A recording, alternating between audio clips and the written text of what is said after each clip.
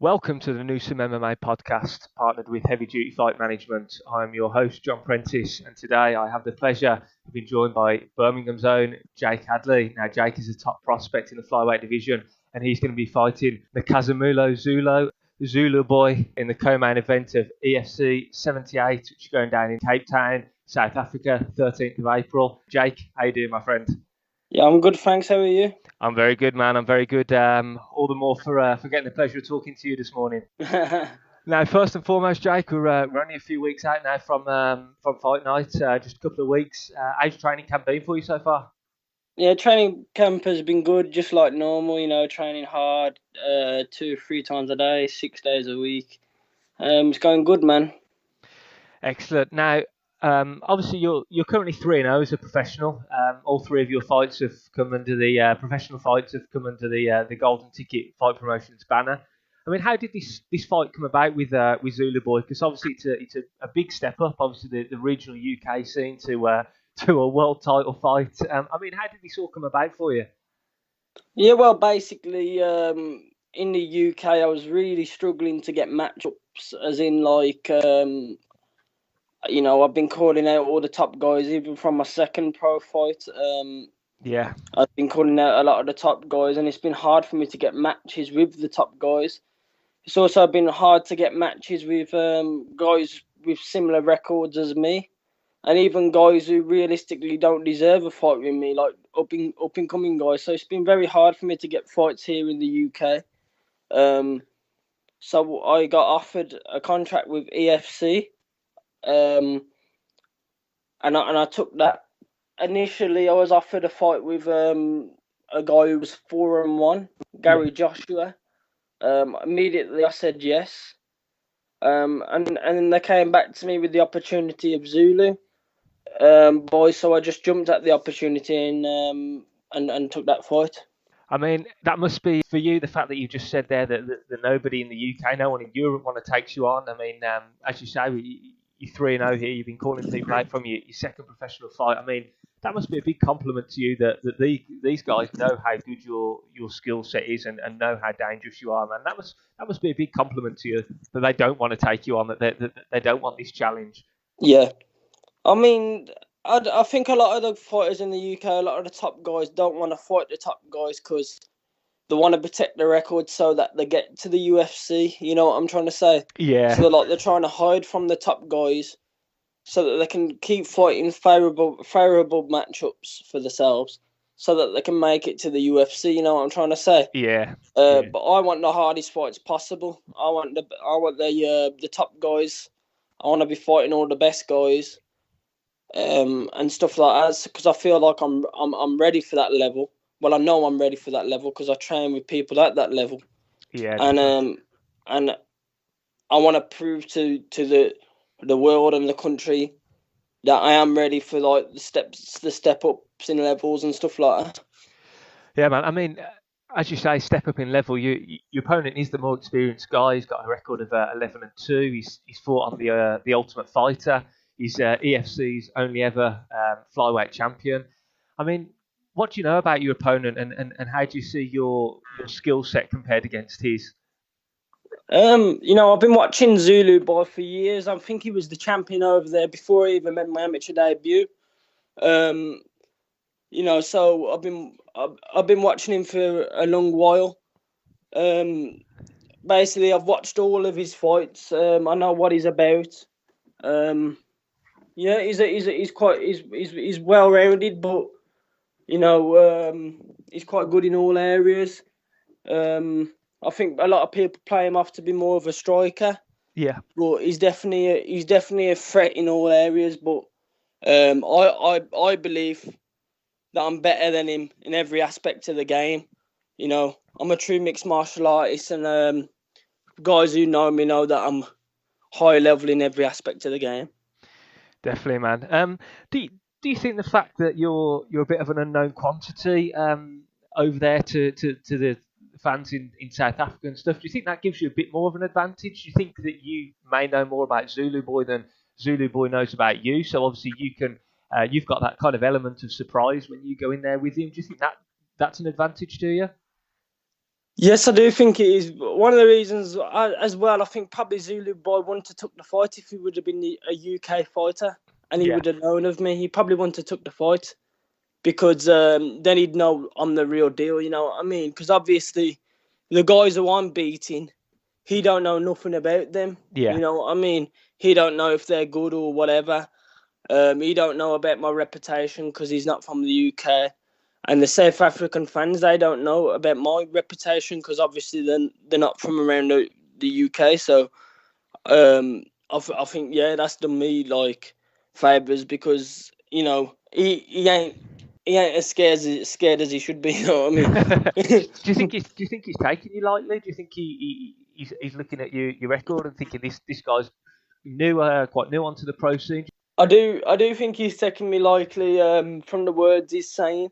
You know, I'm obviously saying that I feel like I'm going to beat him and all this, but I have never like put his skills down or anything like that. I feel like he's disrespecting my skill set and all this, and saying that I'm only 3-0 and all this type of stuff. But I've got experience a lot past my pro record. Obviously, I had a very good amateur career. Yeah. And I feel like he's definitely looking past my skill set. But then again, maybe if he's watched tape of me fights and stuff like that, maybe then he might have a bit of a brain behind him. I don't really know. But, you know, I've watched most of his fights and I can see where his skill set lies. And definitely the guys who he's been beating and definitely not 100%, definitely not on my level. Yeah. You know what I mean? I hope for his sake that he's taking me on that level because if he don't, he'll be stopped even earlier than I'm going to stop him anyway. And he'll get hurt very, very, very bad if he's taking me lightly. You know what I'm trying to say? Yeah, definitely, man. Definitely. Now, you're going and fighting in your opponent's own backyard. I mean, crowd's going to be hostile. They're all going to be pretty much in favour of the hometown guy. I mean, does that have any impact on you? I mean, or are you able to just shut all that crowd noise out once you step in there and the cage door's locked? I mean, is that going to have any influence on your performance at all? Definitely not. It's definitely not going to bother me. You know what I'm saying? Probably in the UK, I'm probably the more hated guy. You know what I mean? Like, because people say I'm arrogant or I'm cocky or something like that. Even fighters in the UK, you know, I probably ain't the one that them cheering for all the while because I'm this cocky kid or whatever. Yeah. But you know that totally don't bother me. I'm just focused on the job, and the job is killing Zulu as dominantly and as viciously as possible. The booze and that ain't gonna bother me. Nothing like that's gonna bother me, to be honest with you. That kind of leads on to my next question. I mean, EFC have promoted this fight heavily on social media. I mean, most days I'm seeing on my Twitter, my Facebook and stuff, they're promoting this fight. And obviously a lot of the home fans have had their say in the comments and things like that. I mean, do you read any of that stuff? If you do, does it bother you, or does it just, I mean, give you that extra motivation to prove them wrong? I mean, like, obviously I don't really read the comments, you know what I mean? But what I have saw of them, I just believe they're getting behind the hometown fighter, which is very good.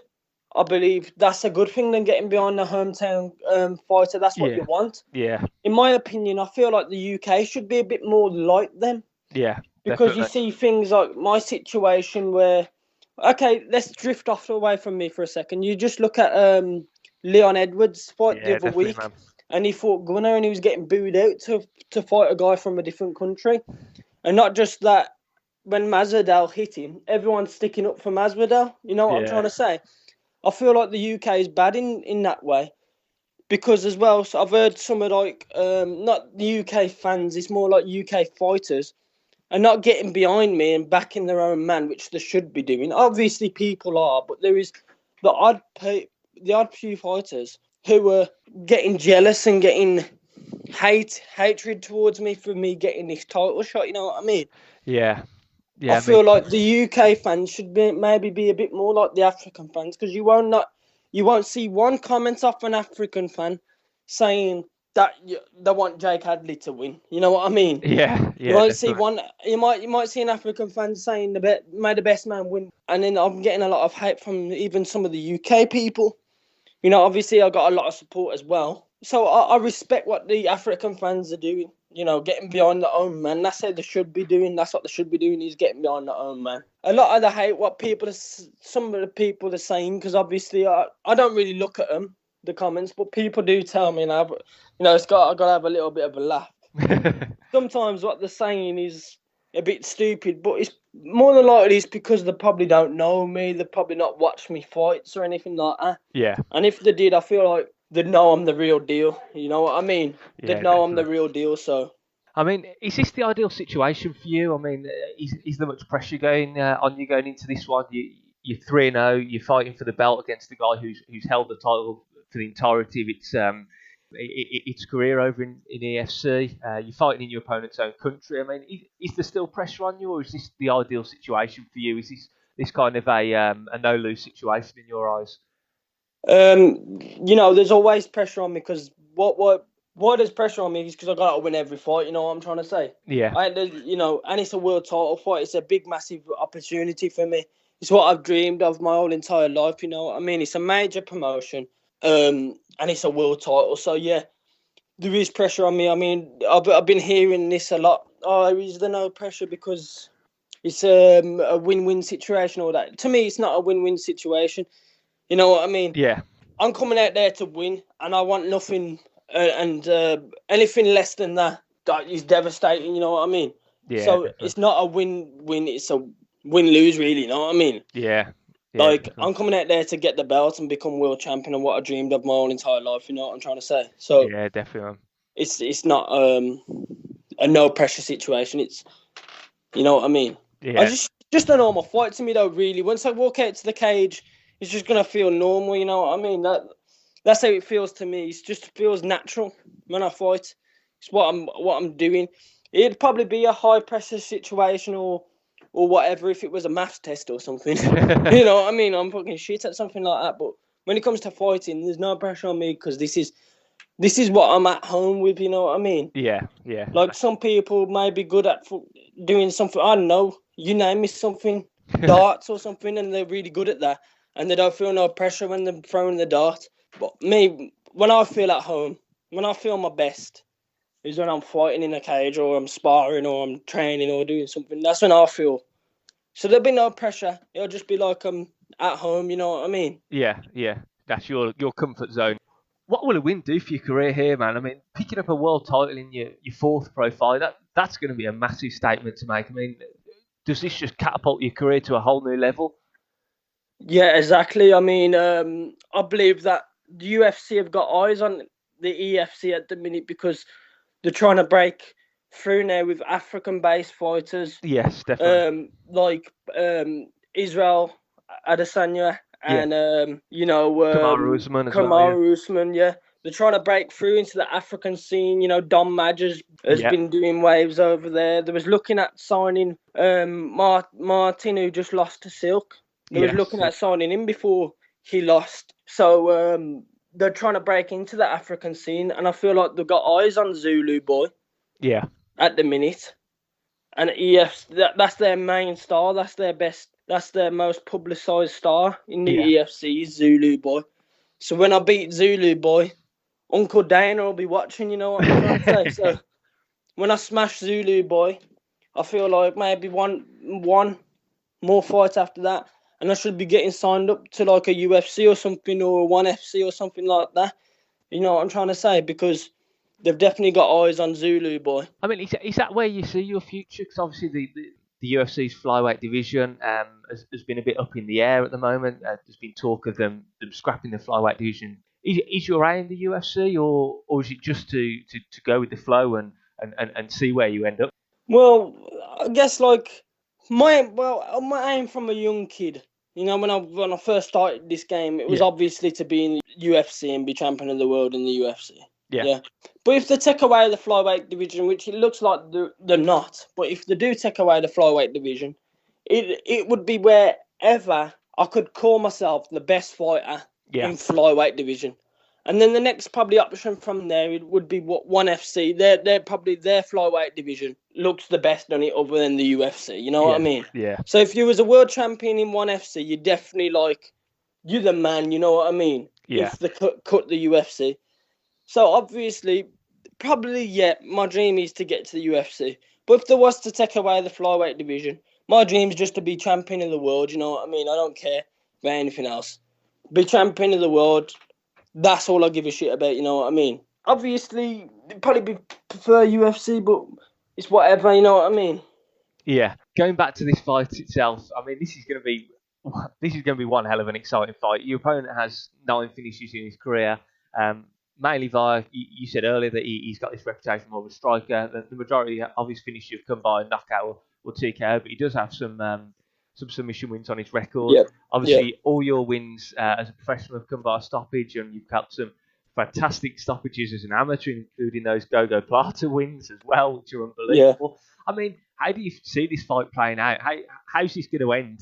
Basically, he's gonna end however I choose it to end, because I can beat him in every aspect of the game, and I think that's where people are taking me a bit lightly, and that's where Zulu's taking me lightly, especially in the striking game. I mean, he's going to have a few shocks for himself in the striking game. I feel like I can beat him every aspect of the game. Yeah. But it's definitely going to be a violent fight wherever the fight goes. You know what I'm trying to say? I'm coming out here for war, and I'm coming out for war, and I'm going to try to kill him, and he's going to have to kill me to try to get that belt. You know what I'm trying to say? Because he's trying to take my dreams away of becoming world champion, and I'm not going to let that happen. I'm coming out there for war. I'm coming out there to kill. I'm coming out there to destroy. I'm coming out there to get my dreams. You know what I'm trying to say? And this ain't no joke to me. And I've prepared to win the fight wherever the fight goes. This is mixed martial arts. You know what I'm trying to say? If I come out here like a one-trick pony, I ain't never going to win the fight, am I? You know what I mean? Yeah. You ain't never going to be anyone. If you come out there with just one skill set, you might win a few fights, but you ain't really going to get anywhere. You know what I mean? I'm coming out there the whole deal. I'm ready everywhere the fight goes.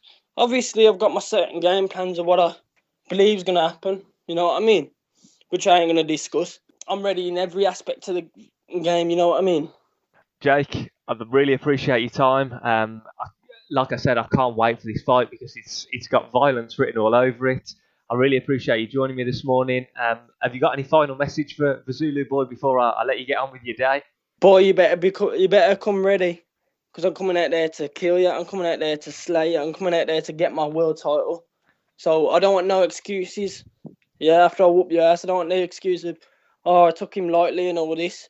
So I hope you come ready, because if you don't come ready, you're going to get hurt even worse. I'm going to hurt you anyway. Man, I'm looking forward to this one. Jake Hadley, really look forward to it. April the 13th, we're going to be seeing you at EFC 78, live from Cape Town, co-main event where you take on Zulu Boy for the flyweight title. Wish you the best of luck. Really appreciate